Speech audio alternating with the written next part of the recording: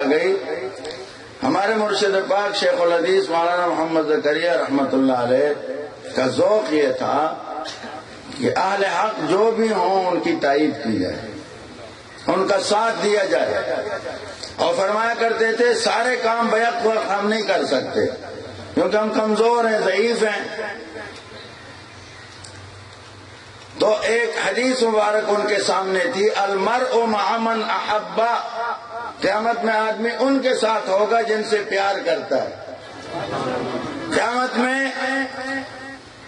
بعض خوش نصیبوں کو جنت کے 8 دروازوں سے بلایا جائے گا ایک ہی سے، لیکن اعزازاً اس دروازے سے، اس سے، اس سب سے ادھر سے تشریف لائیں، ادھر یہ اعزاز۔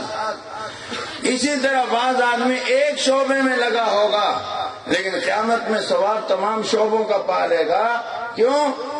ان کی تائید کرے گا، ان کے ساتھ مدد کرے گا، جانی مالی دعائیں کرے گا۔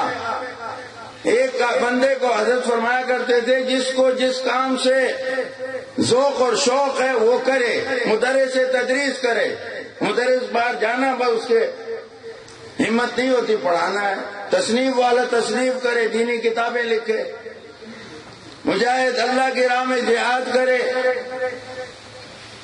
تبلیغ والا بھائی تبلیغ میں لگ جائے، ان کو یہ ذوق ہوتا ہے کوئی سارا جہان کچھ کہے، وہ اسی کو بس رات دن۔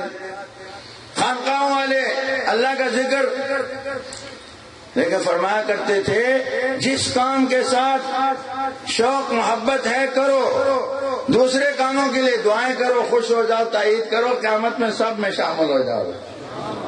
تو میری بھی یہی عادت ہے الحمدللہ کہ مولانا کو میں نے دیکھا ہے رات دن اتنے آدمی صبر کرے تو پتہ چلتا ہے، ہم بھگتتے ہیں نا، یہ ٹوٹ پھوٹ بھی آدمی جاتا ہے، آرام کا وقت بھی نہیں، ادھر سے گنا ادھر چلو جی، آرام بھی نہیں، نیند بھی نہیں۔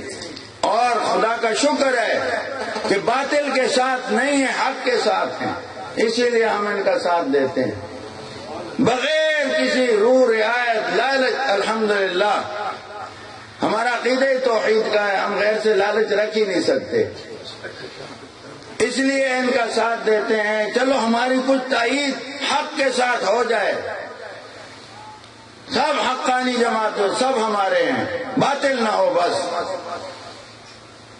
جن کا رخ مدینہ شریف کی طرف ہے، رب جل شانہ کی طرف ہے، ہم ان کے خادم اور غلام۔